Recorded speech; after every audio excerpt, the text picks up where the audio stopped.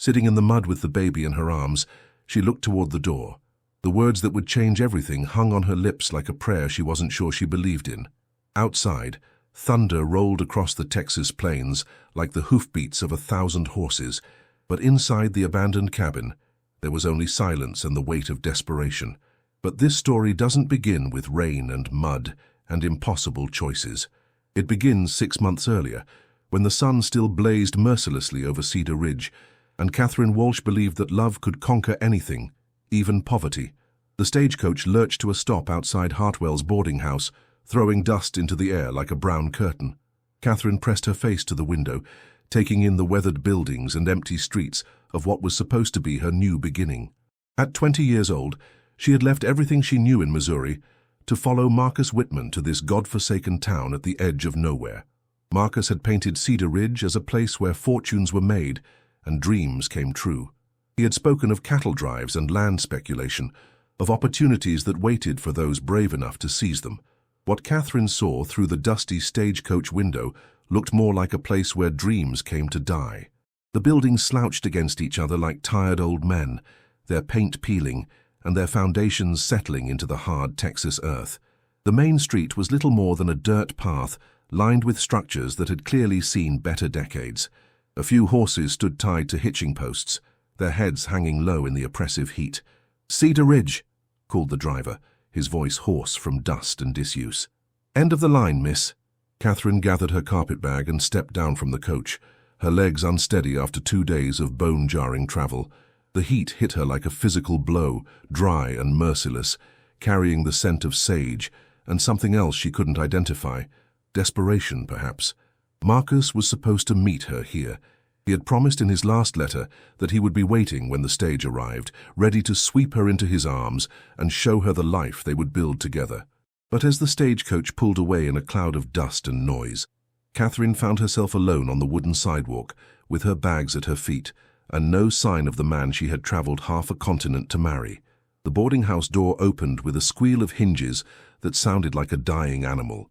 Eleanor Hartwell emerged, wiping her hands on a stained apron, her sharp eyes taking in Catherine's situation with the practiced assessment of someone who had seen too many young women arrive in Cedar Ridge with more hope than sense.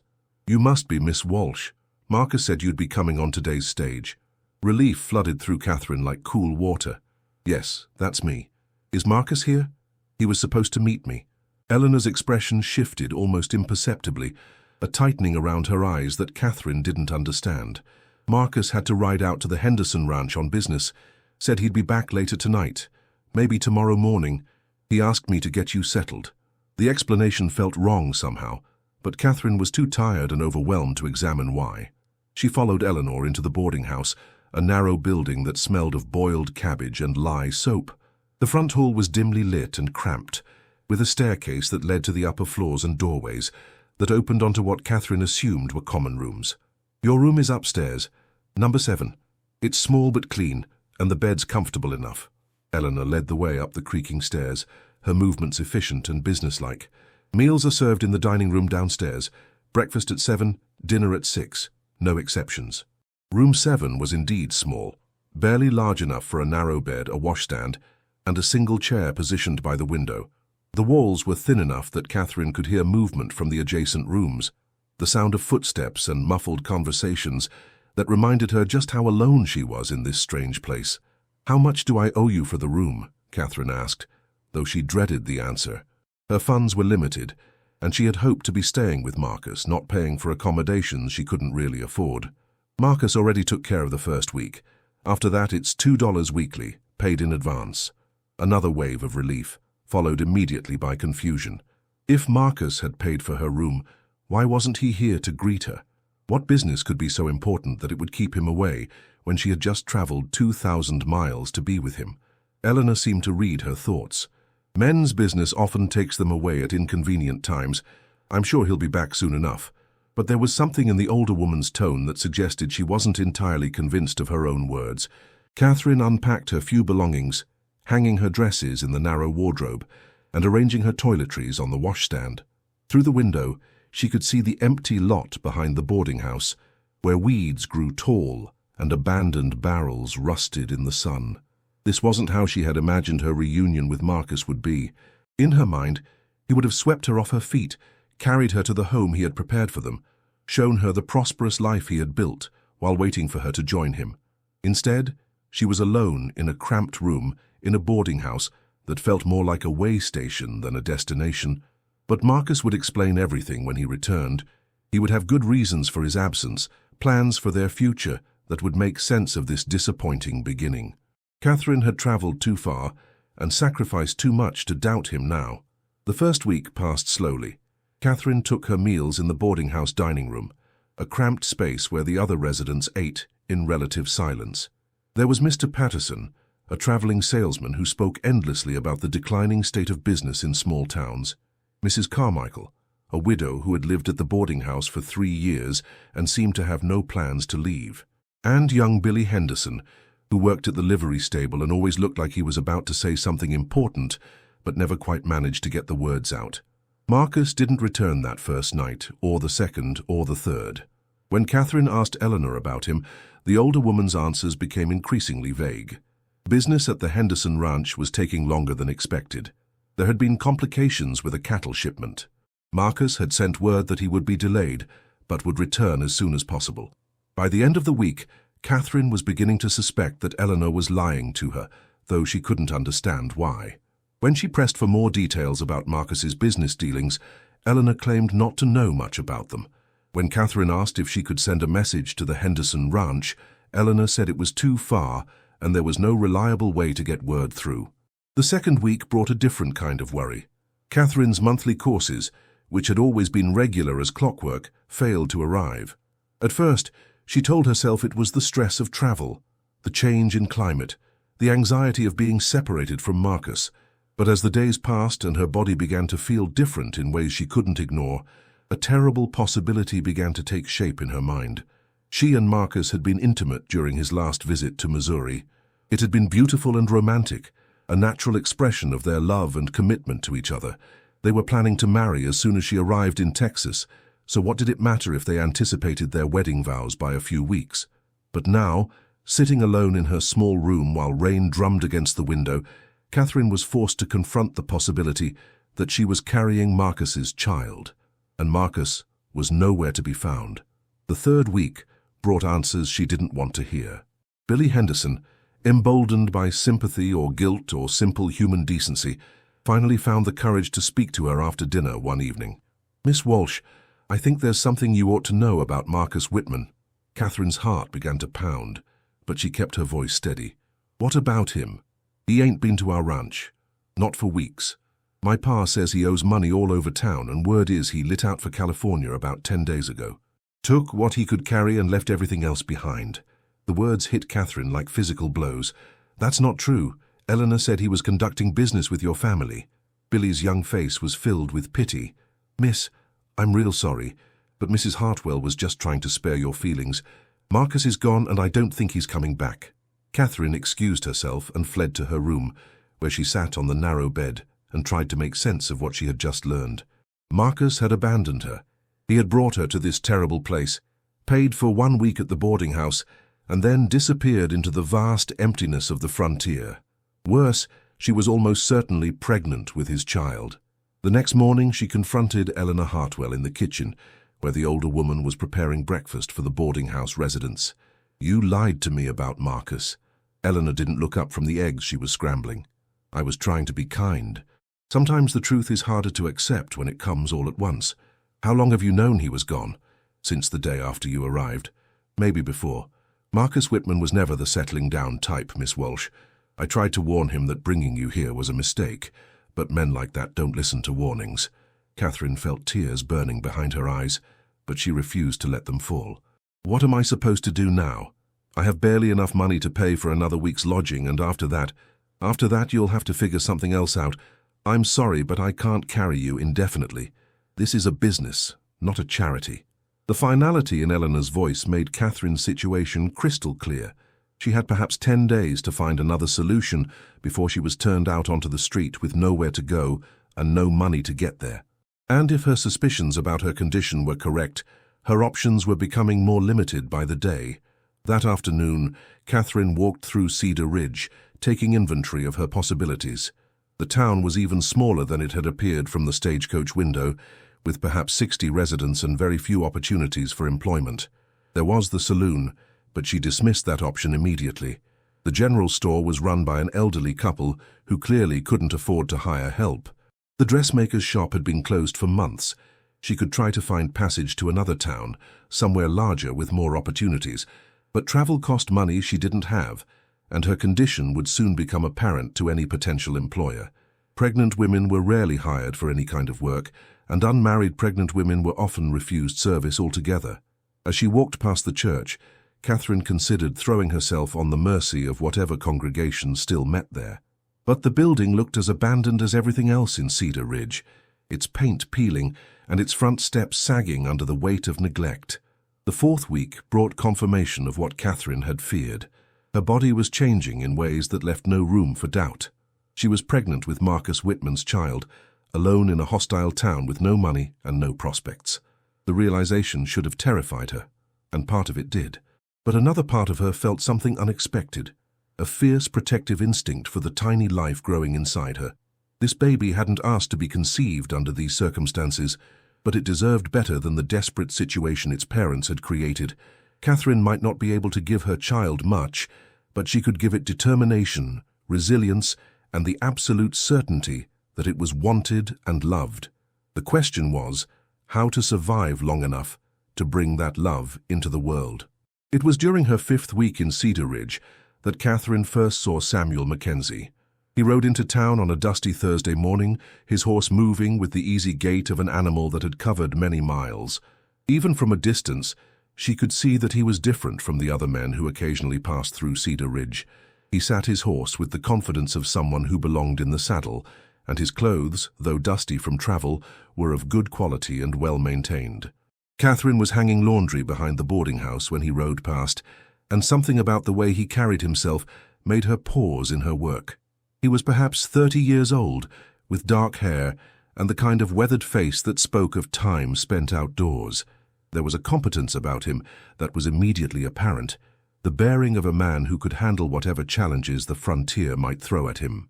He dismounted in front of the boarding house and tied his horse to the hitching post with the practiced motions of someone who had done this thousands of times before.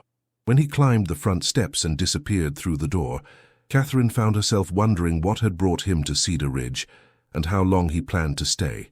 She didn't have long to wonder. That evening at dinner, Eleanor Hartwell introduced the stranger to the other boarding house residents. "This is Mr. Samuel Mackenzie. He'll be staying with us for a few days while he conducts some business in town." Sam Mackenzie nodded politely to the assembled diners and took his seat at the table.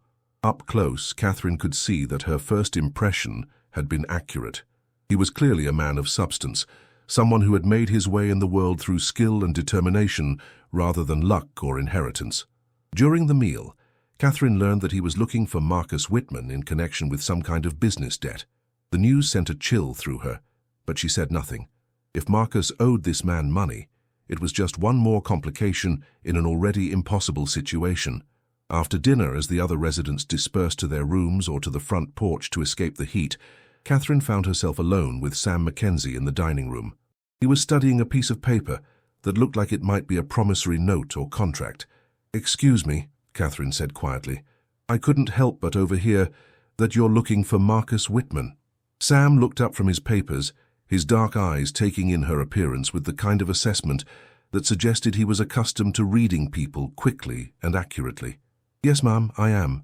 Do you know him?" "I knew him. He's gone. Left town about a month ago. No one seems to know where he went." Sam's jaw tightened almost imperceptibly. "I see, and you are?" "Catherine Walsh. I was supposed to marry him."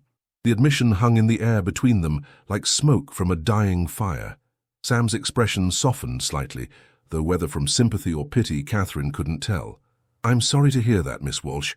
It sounds like Marcus Whitman has left more than just debts behind."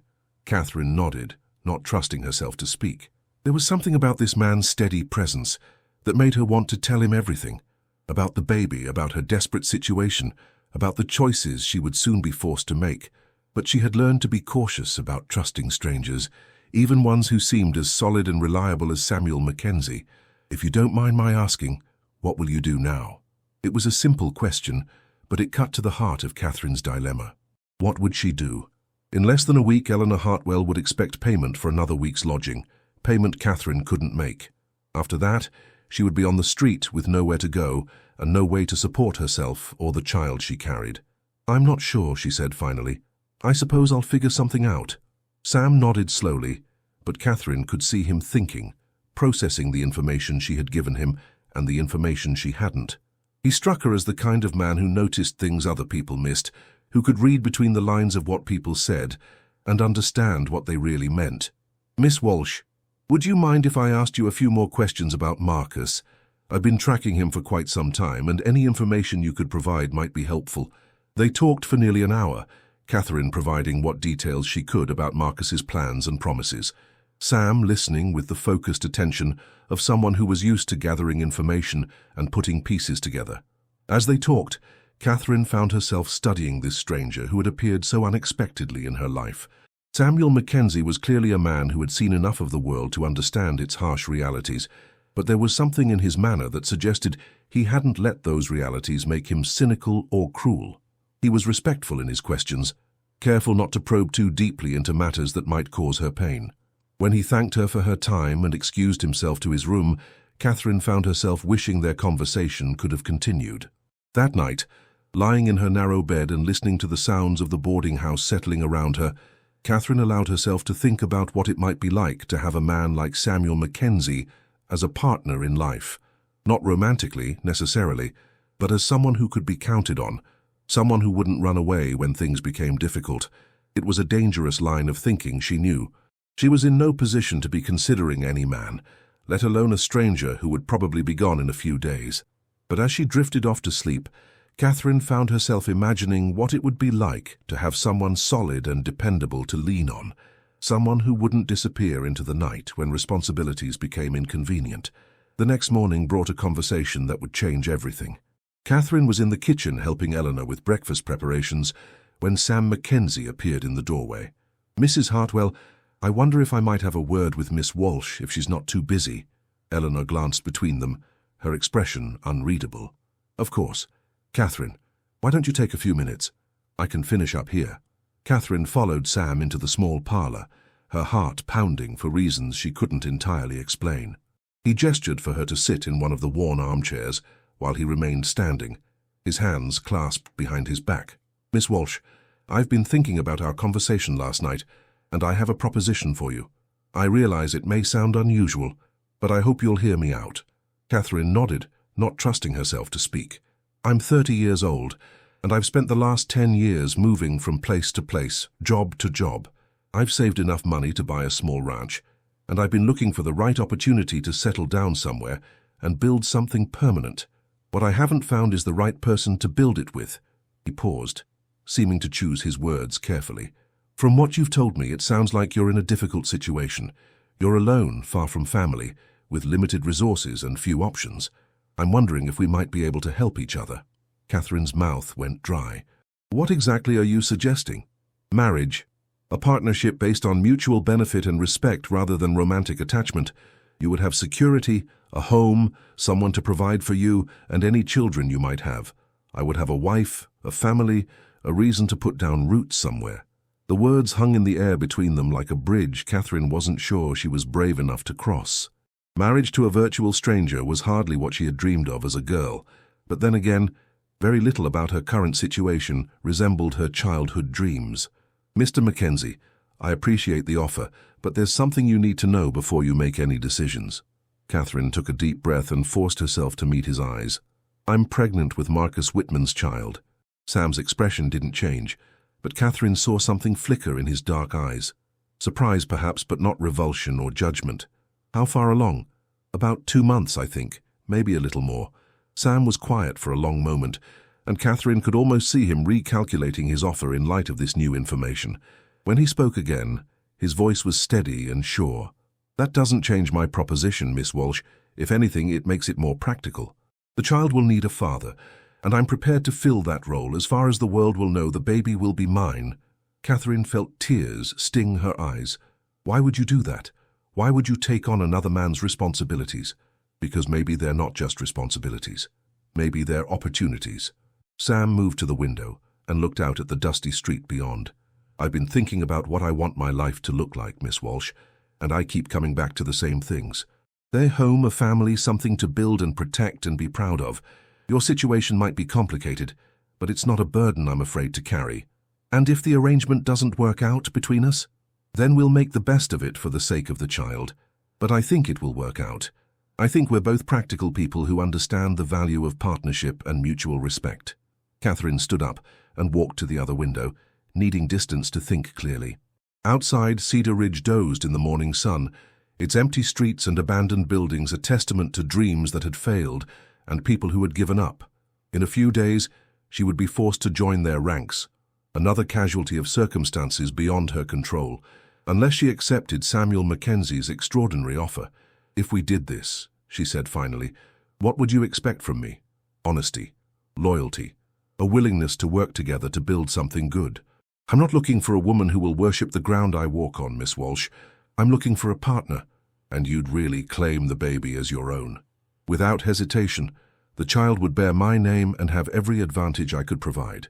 Catherine turned back to face him, studying his weathered features for any sign of deception or hidden agenda. But Samuel Mackenzie struck her as exactly what he appeared to be, a solid, dependable man who had made her an offer based on practical considerations rather than romantic fantasies. I need time to think about this. Of course you do. Take all the time you need within reason. But I should tell you that I'm planning to leave Cedar Ridge within the next few days, with or without an answer. After he left the parlor, Catherine remained by the window, watching the empty street and trying to process what had just happened. A virtual stranger had offered to marry her, claim her child, and provide the security she desperately needed.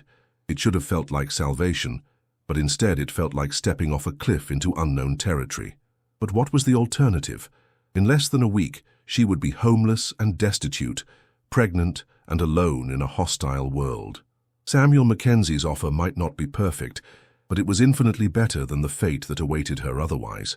That evening, Catherine knocked on the door of room 3 and waited for Sam's voice to bid her enter. He was sitting at the small table by the window, writing in what appeared to be a journal. Mr. Mackenzie, I've made my decision. He looked up, his expression carefully neutral. And? I accept your proposal, but I want you to understand something first. I'm not doing this just because I'm desperate, though I won't lie and say desperation isn't part of it. I'm doing this because I believe you're a good man, and I think we might be able to build something worthwhile together. Sam closed his journal and stood up, extending his hand to her. Then we're agreed. Catherine took his hand, surprised by the warmth and strength of his grip. We're agreed. There's just one thing, Catherine added as they shook hands. I'd like to be married as soon as possible. Mrs. Hartwell is beginning to ask questions I'm not ready to answer. Sam nodded. I'll speak to the preacher first thing in the morning. If we're going to do this, we might as well do it right. As Catherine walked back to her room, she felt something she hadn't experienced in weeks. Hope. It was tentative and fragile, but it was real. Tomorrow she would marry Samuel Mackenzie, and together they would leave Cedar Ridge behind and start a new life somewhere else. It wasn't the future she had planned, but it was a future she could believe in. And for the first time since Marcus Whitman had disappeared into the Texas wasteland, Catherine Walsh felt like she might actually survive whatever came next. The rain would come later, along with the mud and the impossible choices and the words that would change everything forever.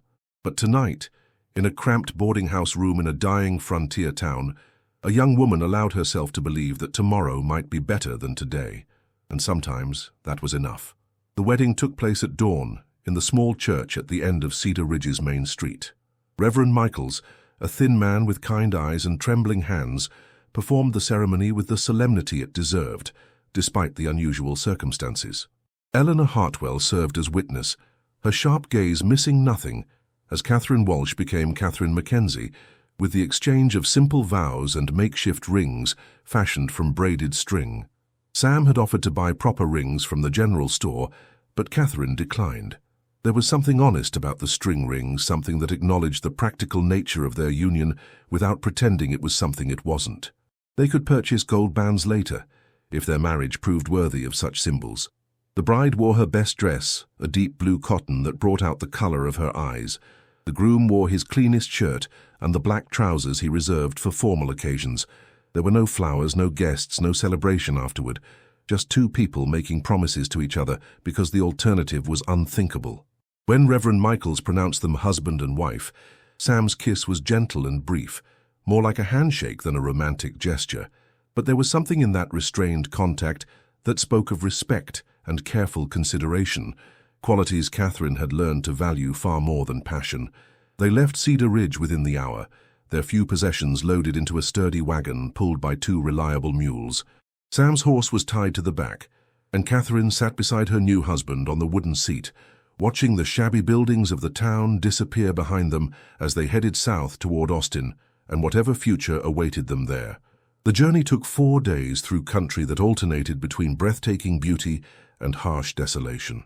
They traveled through rolling hills covered in wildflowers, across streams that ran clear and cold from hidden springs, past abandoned homesteads where dreams had withered under the relentless Texas sun.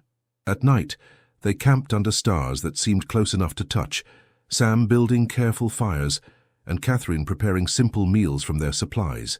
They talked during those long hours on the wagon seat, carefully exploring each other's histories and expectations.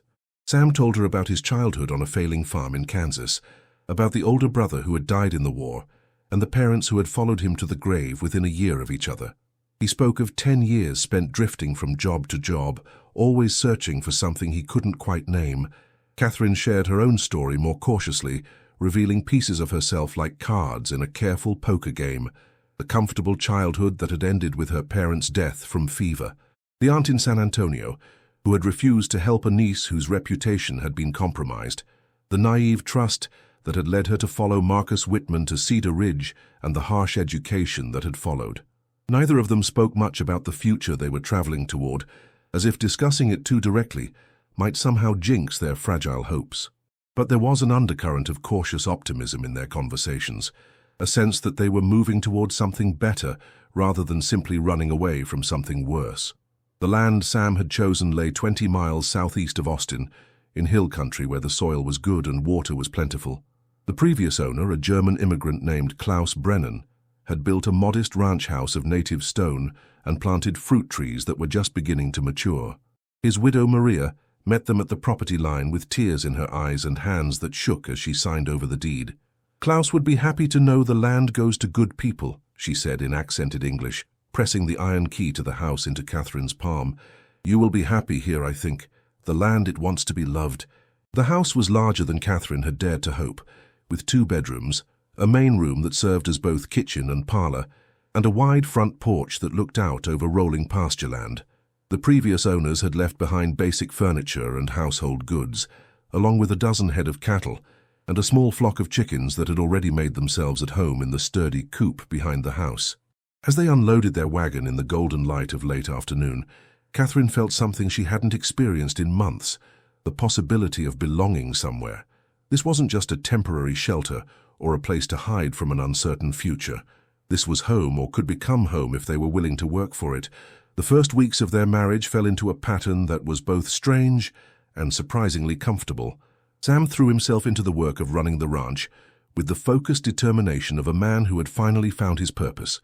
He repaired fences, tended the cattle, and began planning improvements that would increase the property's value and productivity. Catherine took charge of the household with equal determination, learning to cook on the temperamental wood stove, tending the vegetable garden Maria Brennan had left behind, and gradually making the house feel like something more than just a collection of rooms where 2 strangers happened to sleep. They were careful with each other during those early days, polite and considerate in the way of people who were still learning how to share space and responsibilities. Sam always knocked before entering a room where Catherine might be changing clothes. Catherine always asked before moving his belongings or reorganizing areas he had claimed as his own. At night, they retired to separate bedrooms without discussion or awkwardness. Their marriage might be legal and binding, but it was also new and fragile, built on practical considerations rather than physical attraction. Both of them seemed to understand that intimacy would have to grow naturally from mutual respect and shared experiences, not be forced into existence because a preacher had spoken words over them. The physical changes in Catherine's body became more apparent as the weeks passed. Her waist began to thicken, and her dresses required careful arrangement to conceal what would soon become obvious to any observer. Sam never commented on these changes, but Catherine sometimes caught him watching her with an expression she couldn't quite interpret. Concern, perhaps, or curiosity about what their lives would look like once baby arrived. It was during their 6th week at the ranch that they had their first real conversation about the child Catherine was carrying. They were sitting on the front porch after dinner, watching the sun set over the hills and listening to the cattle settle for the night. The evening air was soft and warm, carrying the scent of wildflowers and the distant sound of a creek that ran along the eastern boundary of their property. "How are you feeling?" Sam asked. The question seemingly casual, but weighted with meanings Catherine was still learning to read. "Better than I expected. Tired sometimes, but not sick the way some women get." Sam nodded, his attention apparently focused on whittling a piece of wood into something that might eventually become a tool handle. "Do you need to see a doctor? There's one in Austin who comes out to the ranches when needed. Not yet, but probably soon. I should find out when—" She paused, suddenly uncertain how to discuss such intimate matters with this man, who was her husband, but still felt like a careful stranger. "When the baby is due," Sam finished for her, his tone matter-of-fact. "We'll need to know so we can prepare properly." The practical approach was somehow reassuring. Sam wasn't treating her pregnancy as either a shameful secret or a romantic miracle. It was simply a fact that required planning and preparation, like any other aspect of their shared life. "Sam, what will we tell people about the timing? I mean, when the baby comes earlier than it should if we count from our wedding date." Sam set down his whittling and looked directly at her. "We'll tell them the baby came early, if anyone is rude enough to count months on their fingers. Premature babies aren't uncommon, especially in frontier conditions. And if anyone suspects the truth, then they'll keep their suspicions to themselves if they know what's good for them." There was steel in Sam's voice that Catherine hadn't heard before. "As far as the world is concerned, that baby is mine. Anyone who suggests otherwise will answer to me." The fierce protectiveness in his tone surprised Catherine with its intensity. Sam barely knew her, and the child she carried wasn't his blood, but he was already prepared to defend them both against gossip and judgment. It was a level of loyalty she hadn't expected and wasn't sure she had earned. "Why are you doing this?" she asked softly. "Really, I know what you told me about wanting to settle down and build something, but there had to be easier ways to accomplish that." Sam resumed his whittling, but Catherine could see him thinking, choosing his words carefully. "My brother died at Antietam when I was 22, took a bullet in the chest and bled out in a field hospital 3 days later. Before he died, he made me promise to take care of his wife and baby girl." He paused, his hands still for a moment. "I kept that promise for 2 years, worked their farm, provided for them, did everything I could to fill the hole Thomas had left behind. Then Sarah remarried, a banker from Kansas City who could give her things I never could. They moved east, took little Mary with them, and I never saw either of them again." Catherine waited, sensing there was more to the story. "I've spent the last 8 years wondering what would have happened if I'd had the courage to ask Sarah to marry me instead of just being the helpful brother-in-law. Maybe she would have said no, but maybe she would have said yes, and maybe that little girl would still call me Papa." The pain in his voice was carefully controlled, but unmistakable. Catherine began to understand that Sam's offer of marriage hadn't been as sudden or impulsive as it had seemed. He had been thinking about family and responsibility and missed opportunities for years. "So when I saw you in that boarding house, pregnant and alone with nowhere to turn, it felt like maybe I was getting a second chance to do something right. And if I'd disappoint you the way Sarah did." Sam met her eyes directly. "Then at least I'll know I tried. But I don't think you will disappoint me, Catherine. You're stronger than you know." The conversation marked a turning point in their relationship. They began to share more personal thoughts and feelings, moving beyond the careful politeness of their first weeks together.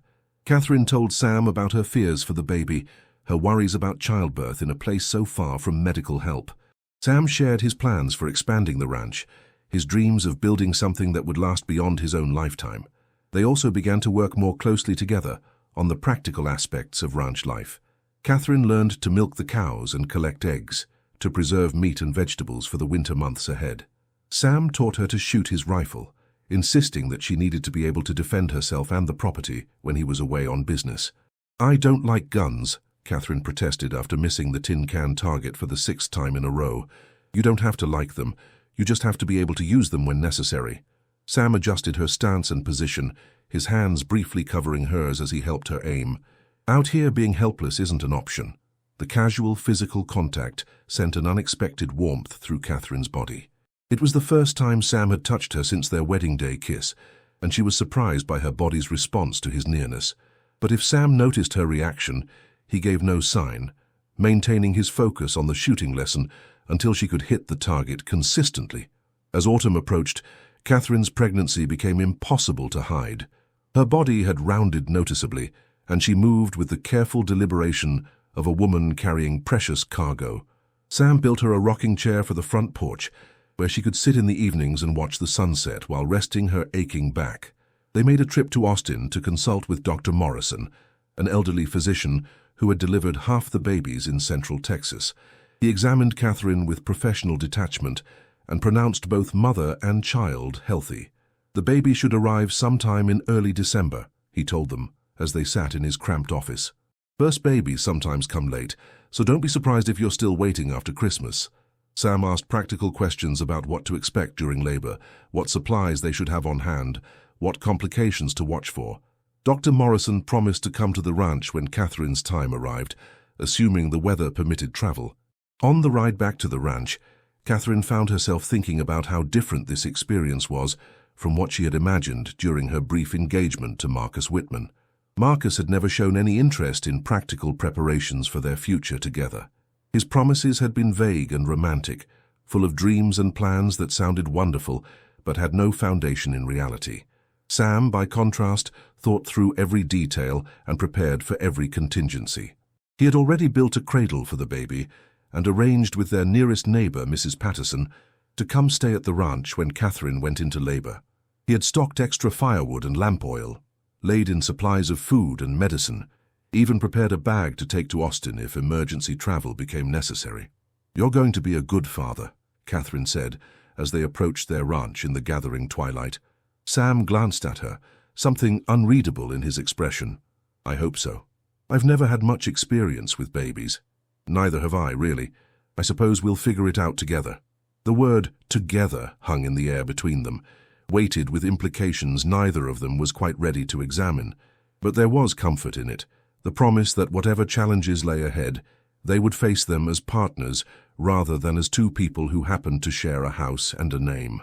October brought the first serious test of their partnership. Sam had ridden to Austin on business, planning to return within 2 days, but a sudden storm moved through the hill country, bringing torrential rain and flooding that made travel impossible. Catherine found herself alone at the ranch for 4 days, managing the livestock and household by herself while 7 months pregnant. On the second night, she was awakened by a commotion in the chicken coop.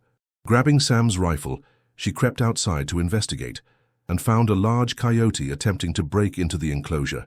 Without hesitation, she raised the rifle and fired, the shot echoing across the hills like thunder. The coyote fled, but not before Catherine had proven to herself that she could handle whatever challenges frontier life might throw at her.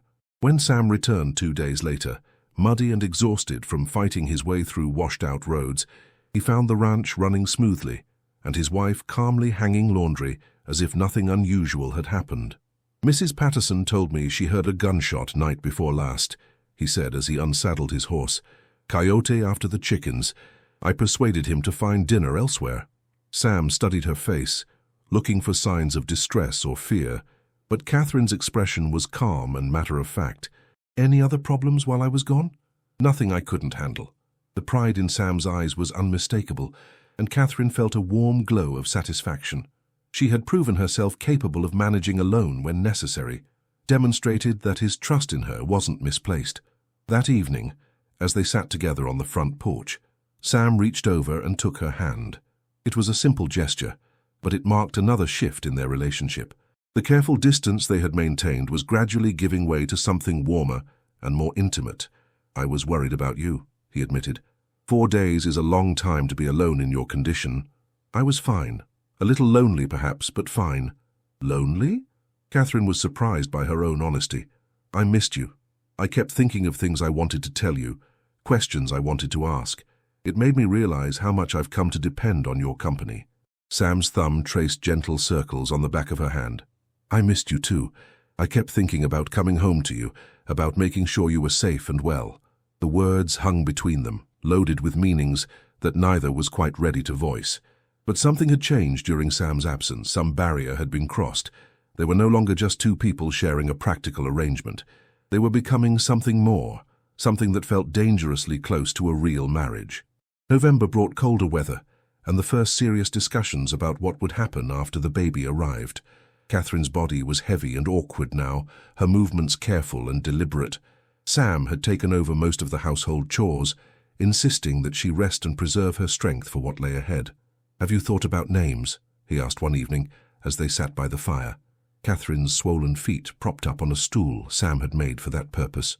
Some. I was thinking James for a boy after my father, and maybe Elizabeth for a girl after my mother. Those are good names, strong names. Sam poked at the fire with an iron rod, sending sparks spiraling up the chimney. I'd like the middle name to be Mackenzie, regardless of whether it's a boy or girl. Catherine nodded. The baby would bear Sam's surname, would be raised as his child in every way that mattered. It seemed fitting that it should carry his family name in some form. Sam, what if something goes wrong during the birth, I mean? What if I don't... She couldn't finish the sentence, but Sam understood. Nothing will go wrong. Dr. Morrison said you're healthy and strong, and Mrs. Patterson has helped deliver dozens of babies. You're going to be fine. But if I'm not, if something happens to me, promise me you'll take care of the baby. Raise it as your own. Give it the kind of life it deserves. Sam set down the poker and moved to kneel beside her chair, taking both her hands in his. Catherine, listen to me. You're going to be fine, and so is the baby. But if the unthinkable happens, I promise you, that child will be loved and protected for as long as I draw breath. The intensity in his voice, the fierce protectiveness in his eyes, moved Catherine to tears. This man who had married her out of practical necessity had somehow become genuinely committed to her welfare and that of her unborn child. Thank you, she whispered, and Sam leaned forward to press a gentle kiss to her forehead. It was their second kiss, still chaste but warmer than the first, and in that moment, Catherine realized that somewhere along the way, her feelings for Samuel Mackenzie had evolved from gratitude to something much deeper and more complicated. The first week of December brought clear skies and bitter cold. Catherine was increasingly uncomfortable, her sleep broken by the baby's restless movements and her own anxiety about the approaching birth. Sam rarely left her side now, staying close to the house and preparing for whatever might come. On December 8th, Catherine woke before dawn with a strange cramping in her lower back. At first, she thought it was simply the discomfort that had plagued her for weeks, but as the morning progressed, the sensations became more regular and intense. I think it's time, she told Sam, as he brought her breakfast in bed, a luxury he had insisted upon as her due date approached. Sam's face went pale, but his voice remained steady. Are you sure? I'm sure. Within an hour, Mrs. Patterson had arrived with her bag of birthing supplies and her matter-of-fact competence. Dr. Morrison followed shortly after, having been summoned by the message Sam had sent to Austin the night before, just in case. The labor was long and difficult, lasting through the day and into the night. Catherine gritted her teeth and endured waves of pain that seemed to tear through her body like wildfire. Sam paced the main room, occasionally allowed into the bedroom to hold Catherine's hand during the worst contractions. You're doing beautifully, Mrs. Patterson encouraged as midnight approached.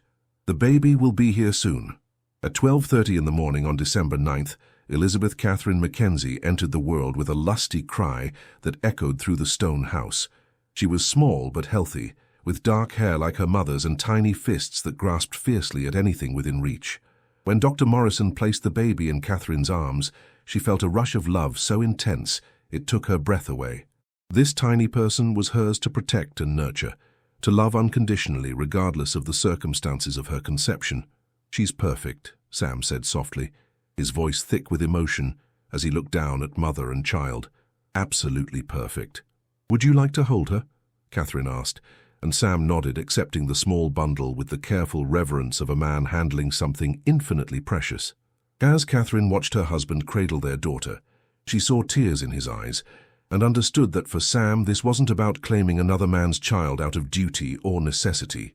This was about love, pure and simple. He had fallen for baby Elizabeth, as completely as if she had been his biological daughter. "Hello, little one," he murmured, his finger tracing the baby's tiny cheek. "Welcome home." The next few weeks passed in a blur of sleepless nights and steep learning curves.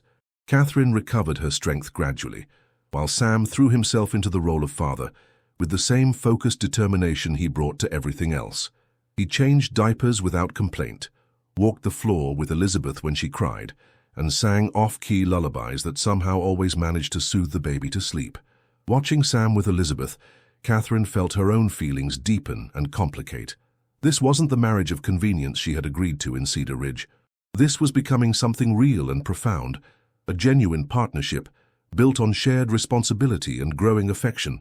But their domestic harmony was shattered on a cold January morning when a familiar figure appeared on their horizon.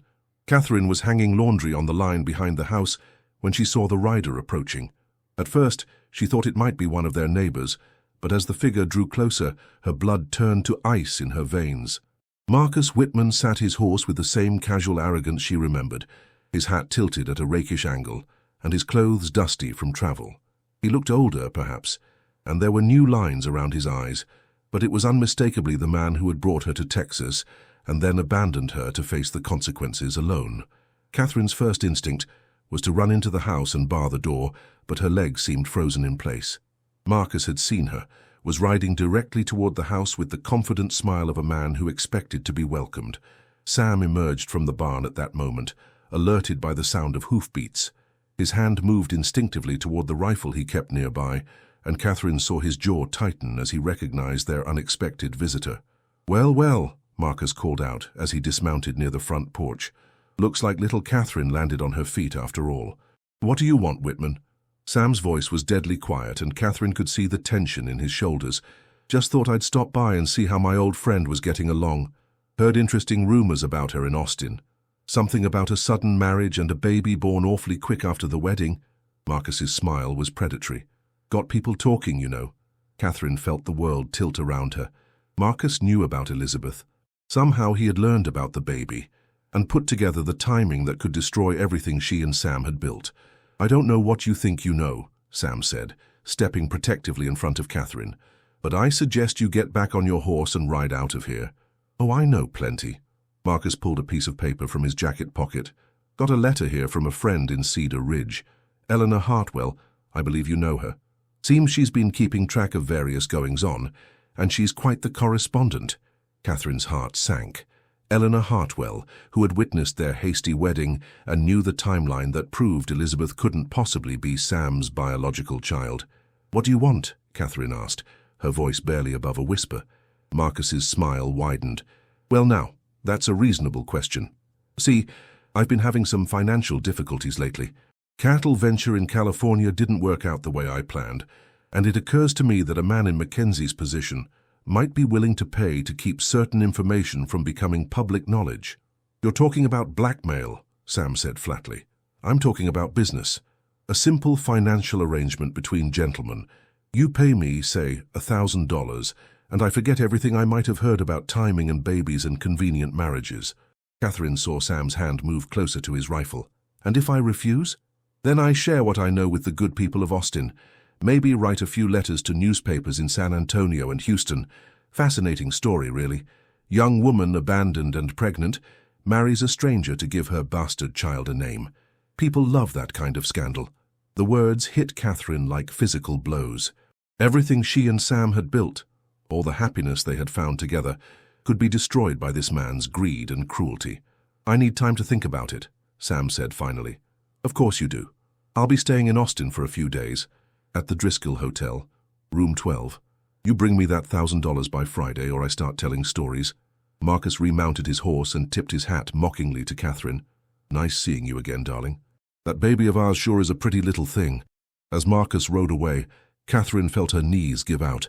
She sank onto the front porch steps, her whole body shaking with reaction and terror. Sam knelt beside her, his arms coming around her in a protective embrace. "It's going to be all right, we'll figure this out." "How? We don't have $1,000, and even if we did, what's to stop him from coming back for more?" Sam was quiet for a long moment, and Catherine could feel the tension in his body. When he spoke, his voice was grim with determination.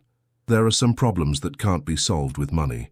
The implication in his tone made Catherine look up at him sharply. Sam, no. You can't be thinking what I think you're thinking. I'm thinking that Marcus Whitman has made a mistake.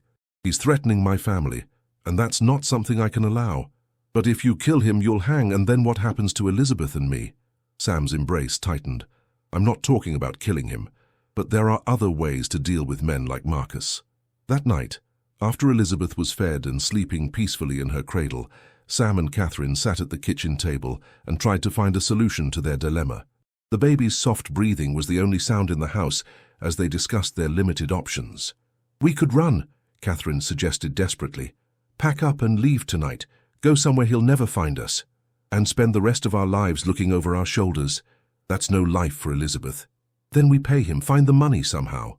And when he comes back next year demanding more. Men like Marcus never stop, Catherine. Give in to blackmail once, and you'll be paying forever. Catherine buried her face in her hands, overwhelmed by the impossibility of their situation. They had been so happy, so hopeful about their future together. Now it all seemed to be crashing down around them. There might be another way, Sam said slowly, and Catherine looked up to see him staring thoughtfully at the fire. What do you mean? Marcus thinks he holds all the cards, but he's made some assumptions that might not be correct. I don't understand. Sam reached across the table and took her hand. He assumes we care what people think, that we're willing to pay any price to keep our secret. Don't we? Care what people think? Maybe not as much as he believes. Sam's eyes met hers directly. Catherine, I need to ask you something, and I need you to be completely honest with me. Catherine nodded, though she felt a chill of apprehension. Do you love me? The question hung in the air between them like a bridge she wasn't sure she was ready to cross. But looking into Sam's eyes, Catherine realized she had crossed that bridge weeks ago without even realizing it. Yes, she whispered. Yes, I do. And I love you. More than I thought possible when I first proposed this arrangement. Sam's voice was steady and sure. I love you. And I love Elizabeth, as if she were my own blood. This is our family, and I'll be damned if I let Marcus Whitman destroy it. But the scandal... Let there be scandal. Let people talk and whisper and point fingers. We know the truth about what we've built together, and that's what matters. Catherine stared at him, hardly daring to believe what she was hearing. You'd really face all that? The gossip, the judgment, the damage to your reputation? For you and Elizabeth? Without hesitation. The simple certainty in his voice made Catherine's eyes fill with tears. This man who had married her out of practical necessity was now willing to sacrifice his social standing to protect their family. There's something else, Sam continued. Marcus thinks he's the only one with damaging information, but he's wrong about that too. What do you mean? Sam stood up and walked to the mantelpiece, where he retrieved a leather folder Catherine had seen him writing in occasionally. I've been keeping records of everything that's happened since we came to Texas, including some interesting facts about Marcus Whitman that he probably wouldn't want made public. He opened the folder and showed Catherine pages of careful handwriting, documenting dates, places, and events. I did some checking while we were in Austin. Turns out Marcus has been running confidence games all over Texas. False cattle deals, mining claims that don't exist, marriage proposals to lonely women in at least 3 different towns. Catherine gasped. He's done this before, multiple times, and there are warrants out for his arrest in 2 counties. If I were to share this information with the right authorities, he'd be arrested, at the very least, and men with outstanding warrants don't usually make good witnesses in court or reliable sources for newspaper gossip. For the first time since Marcus had appeared at their ranch, Catherine felt a glimmer of hope. Do you think it would work? I think Marcus Whitman has overplayed his hand. He's gotten away with his schemes for so long that he's become careless. But this time he's picked the wrong family to threaten. The next morning, Sam rode to Austin with his folder of evidence and a grim determination to end Marcus Whitman's threat once and for all. Catherine spent the day pacing the house, caring for Elizabeth, and trying not to imagine all the ways their plan could go wrong. When Sam returned that evening, his expression was satisfaction mixed with relief. It's done, he announced, as he hung his hat on the peg by the door. Sheriff Williams was very interested in my information about Marcus. Seems they've been looking for him in connection with a fraudulent land deal in Galveston. Did they arrest him? As we speak. He's sitting in the Austin jail, and his trial is scheduled for next month. Even if he makes bail, which is doubtful given his history of running, he'll have more pressing concerns than blackmailing us. Catherine sank into her rocking chair, weak with relief. Is it really over? It's really over. Sam knelt beside her chair and pulled both her and the baby into his arms. Marcus can't hurt us anymore. That night, for the first time since their wedding, Sam and Catherine shared a bed. It wasn't about passion or overwhelming desire, though those feelings were certainly present. It was about comfort and connection, about two people who had found something precious together and were determined to protect it. As Catherine lay in Sam's arms, listening to his steady heartbeat, and Elizabeth's soft breathing from the cradle beside their bed, she thought about the journey that had brought them to this moment. She had come to Texas following one man's empty promises and found something infinitely more valuable with another. Sam, she whispered into the darkness. When Elizabeth is old enough to ask about her father, what will we tell her? Sam's arms tightened around her. We'll tell her the truth, that her father is a man who loves her completely, who was there for her first breath and her first smile, who will be there for every important moment of her life. And if she wants to know about Marcus, then we'll tell her that too when she's old enough to understand. But Samuel Mackenzie is her father in every way that matters, and that's what her birth certificate says. Catherine smiled in the darkness, understanding that Sam was right. Biology might have given Elizabeth life, but love had given her a family. Spring came early to the Texas hill country that year, bringing wildflowers and warm breezes and the promise of new beginnings. Catherine worked in her garden, while Elizabeth played on a blanket in the shade, gurgling happily at the world around her. Sam had expanded their cattle herd and was talking about building additional pastures. Their ranch was prospering, their family was healthy and happy, and the future stretched ahead of them bright with possibility. One afternoon, as Catherine was hanging laundry and watching Sam work with the horses in the corral, she reflected on the extraordinary journey that had brought her to this place. She had left Missouri as a naive young woman, chasing romantic dreams. She had found herself alone and desperate in a dying frontier town, but from that desperation had come something she never could have imagined, a love based on respect and partnership rather than passion and promises, a family built on choice and commitment rather than accident and obligation. As Elizabeth began to fuss, Catherine abandoned her laundry and picked up her daughter, marveling as she did every day at the perfect tiny fingers and toes, the bright eyes that seemed to take in everything around them. "Your papa will be in soon," she murmured, carrying the baby toward the house. "And then we'll have dinner together, just the three of us." The words felt natural and right on her tongue. Papa. Not the man who had fathered Elizabeth in a moment of passion and then abandoned them both, but the man who had chosen to love them, to protect them, to build a life with them. As if summoned by her thoughts, Sam appeared at the kitchen door, his face bright with the satisfaction of a good day's work. Elizabeth reached for him immediately, and he swept her into his arms with the easy competence of a man who had been caring for babies all his life. "How are my girls?" he asked, pressing a kiss to Catherine's cheek and then to Elizabeth's forehead. "Perfect," Catherine answered, and realized she meant it completely. Later that evening, as they sat on their front porch watching the sunset paint the hills in shades of gold and crimson, Catherine thought about the moment that had started it all, sitting in the mud with a baby in her arms, desperate enough to offer herself to a stranger because the alternative was unthinkable. But that moment of desperation had led to this, a man who loved her unconditionally, a daughter who would grow up secure and cherished, a home that truly deserved the name. Sometimes, Catherine reflected, the most beautiful stories began with the most desperate choices, and sometimes what looked like an ending was really just the beginning of something extraordinary. As the stars emerged in the darkening sky above their Texas ranch, Catherine Mackenzie held her husband's hand and listened to their daughter's peaceful breathing, knowing that whatever challenges tomorrow might bring, they would face them together as a family. The price of survival had been steep, but the rewards had been worth every sacrifice along the way.